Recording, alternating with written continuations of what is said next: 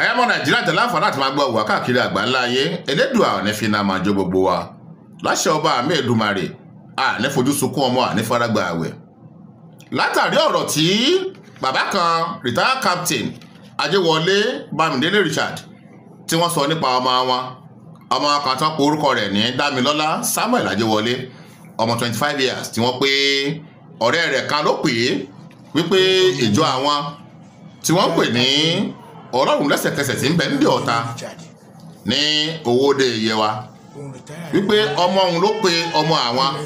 tó kọ rẹ̀ jẹ́ Dámilọ́lá Samuel Ajéwọlé pé àwọn fẹ́ sìn kankan ní chọ́ọ̀chì àwọn nínú ìjọ yìí Ọlọ́run lẹ́sẹ̀kẹsẹ̀ tí ń bẹ nídìí Ọ̀tà ní Owódé Yewa wípé àlọ́ làwọn rí àwọn ò rábọ̀ gbogbo ìgbìyànjú àwọn táwọn ṣe láti pé àwọn padà fojú gan ní àwọn ọmọ àwọn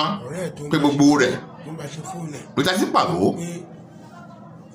ọmọ 25 years on the 16th of June tó kọjá yìí ló yẹ kí ọmọ òun kó lọ gba iṣẹ́ ológun iṣẹ́ sójà ní Ìkẹjà cantonment lẹ́kọ̀ọ́ torí pé gbogbo ètò ló ti tò wọ́n ti gba ọmọ òun sí iṣẹ́ sójà pé kò wá bẹ̀rẹ̀ iṣẹ́ ọmọ òun lẹ̀ ń wò yìí Dámilọ́lá Samuel Ajéwọlé ọmọ 25 years bàbá yìí ṣàlàyé tó pọ̀ wípé ẹ tó pe ọmọ àwọn lọ́jọ́ náà ọjọ́ Sunday ló bọ́ sí wípé àwọn ṣe kankan nílé ìjọsìn àwọn wọ́n sì pé àwọn ìṣẹ̀ mọ́ rí wọn pọ̀ torí pé John pé wọ́n ní ọmọ tí ó pe ọmọ àwọn ìtàn polówó orúkọ rẹ̀ ní Olúwafẹ́mi Precious ọmọ 21 years pé a máa bá ọmọ yìí ṣe fóònù àbí kankan mọ́ ń dà wọ́n pọ̀ pé wọ́n sì jọ ń ṣe yahoo ní tọ́ torí gbogbo ọ̀rọ̀ wọn náà ó wọnú ara wọn ó jáde bàbá yìí kébò sí wọ́n ké pàjáre fún gbogbo ọmọ Nàìjíríà àwa náà sì gbé ìṣẹ̀lẹ̀ ohun àná ń bẹ gbogbo yìí náà láfihàn tẹ gbọ́ àlàyé tí bàbá yìí ṣe ìbéèrè tó wà ń bẹ ni pé níbo ni ọmọ yìí Dámilọ́lá Samuel Ajéwọlé níbo ló wọlé sí irú ikú wo ló pa Samuel bóò ni Samuel bóò ló ti di ẹni tó ń kú sínú odò inú odò Kànáà ṣe mọ̀ pé bí wọ́n bá ń fọ́ òkúta bí ó parí bí kìnní kankan àbí àwọn tó máa ń gbẹ́ ohun àlùmọ́ọ́nì nínú ilẹ̀ àwọn inú oko àwọn sáìtì tó máa ń lò ibi tí a bá ti gbẹ́ ohun àlùmọ́ọ́nì nínú ilẹ̀ lọ́pọ̀lọpọ̀ gbà kòtò gíríwò ni wọ́n máa ń dálẹ̀ ńbẹ̀ tó ti máa ń wakùsà nínú rẹ̀ tó yẹ pé èmi ń lè tó ilé alájà 3, 4, 5 sílẹ̀ tí ó wà ń bẹ̀ tẹ́ẹ̀ nímọ̀ ó tún wá bọ́ sígbà òjò ibi tí wọ́n ti padà wá rí òkú Dámilọ́lá Samuel Ajéwọlé kábíyèsí Elédùmarè bẹ́ẹ̀ bá débẹ̀ gbọ́ ọmọ Nàìjíríà ló ṣe ní àhẹ́hà pé kí wọ́n wá débí kí wọ́n wá dé ibi tí ọmọ yìí tó kú sí torí pé lẹ́yìn ìjọ kẹta bí kẹrin ó ní omi padà dá Samuel padà sókè nínú omi bí omi adágún ibi tí wọ́n ti wá àwọn àlùmọ́ọ́nì tó jì gidi lẹ́yìn tó mọ omi yóò ṣe gbogbo ẹ̀ tó kú tán ọjọ́ kẹta lómi ń padà bọ̀ wá sókè ìbéèrè tí bàbá yìí ń béèrè lọ gbọmọ Nàìjíríà ni pé àwọn lọ gbá àwọn lọ àwo àwọn lọ ọ̀dọ̀ ọlọ́pàá àwọn lọ kìnìkan ìyìn tó ṣe sábàbí ikú tí ọmọ àwọn kú ọmọ tó yẹ kó lọ wọ iṣẹ́ ní ọjọ́ 16 oṣù kẹfà oṣù tààlùtọ́ yìí ọdún 2025 tàwa yìí ní Ìkẹjà cantonment ó yẹ kó lọ torí wọ́n ti recruit ẹ̀ sí Nàìjíríà àmì bóò ló ti wá kú pé ó kújọ mélòó kó lọ gba iṣẹ́ ológun ìbéèrè tí bàbá yìí ń béèrè nu ó ṣe gbọ́ ọmọ Nàìjíríà ní àyà tọ ẹ̀jẹ̀ láǹfààní láti máa gbọ́ wà káàkiri àgbáńlá ayé àṣírí ti padà tú. orúkọ mi ni retired captain Ajéwọlé Bámidélé Richard òun retire ní 192 battalion ní Owódé so orúkọ ọmọ mi ni Dámilọ́lá Samuel Ajéwọlé mo bí ní year 2000 ọ̀nà tó school eré àlọ́ ti jáde secondary school níjọ́ Sunday ní June 1 ó ní ọ̀rẹ́ ẹ̀ pé ọ̀rẹ́ ẹ̀ tó ń bá ṣe fóònù ẹ̀ ló pè pé kó wá bá òun àti bàbá ń ṣe àjọ̀dún ní chọ́ọ̀chì lẹ́sẹ̀kẹsẹ̀ Paris ní Aromọkálá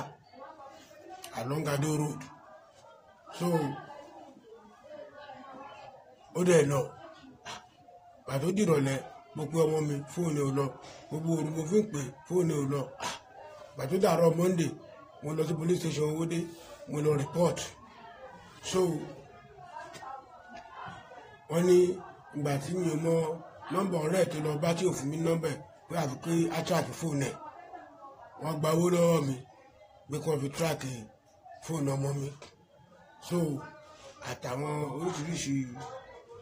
owó mi tó gbà wọ́n láwọn máa sẹ́ndẹ̀ sí Abẹ́òkúta,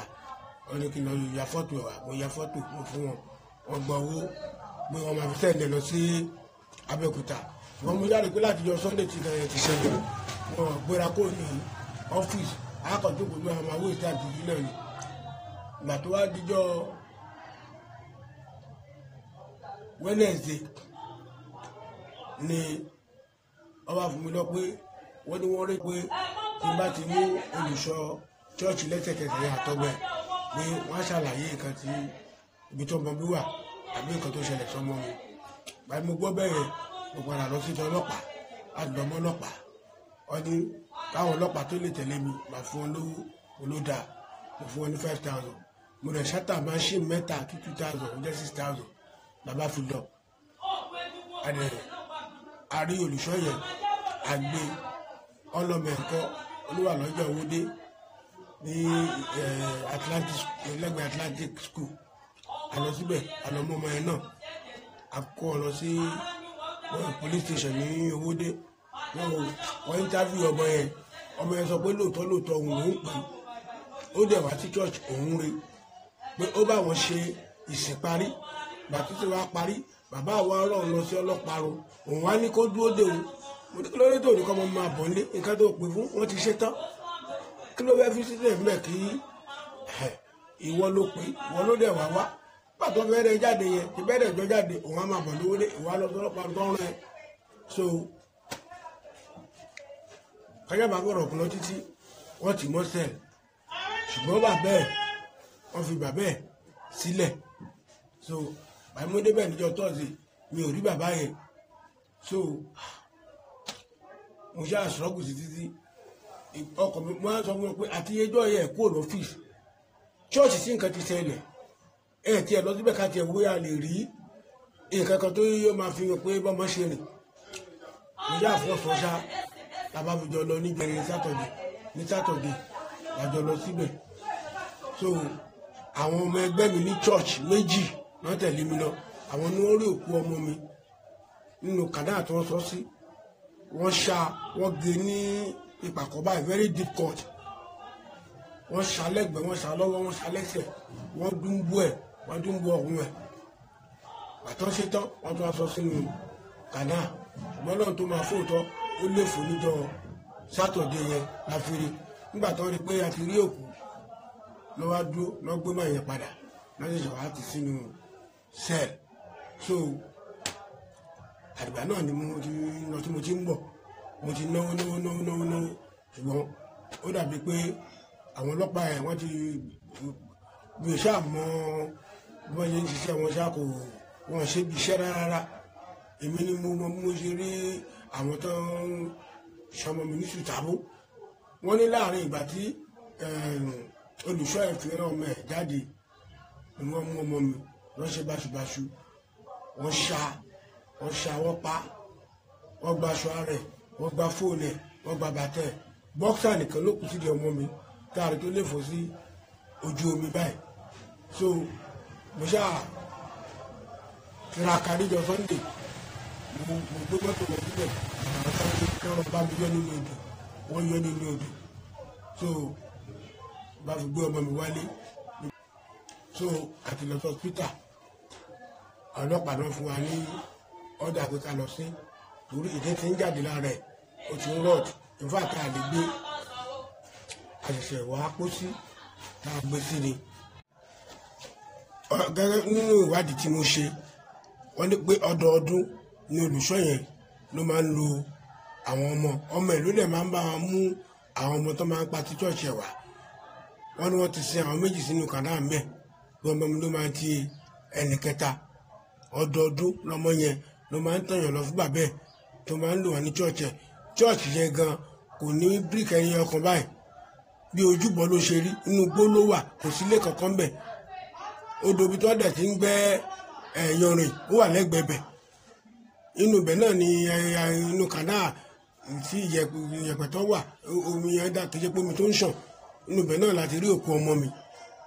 So ọdọọdún ló ń ṣe o, ẹ gbà mí o. Sí ni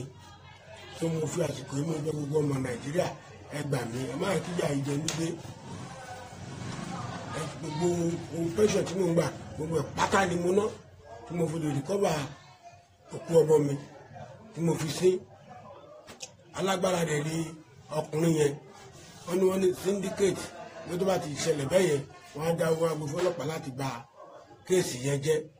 So ẹ jọ̀ọ́ ẹ gbà mí, ẹ ràn mí lọ́wọ́ o, ẹ ṣàánú fún mi o. Ọmọ ọdún 25 ló yẹ máa pé ní August,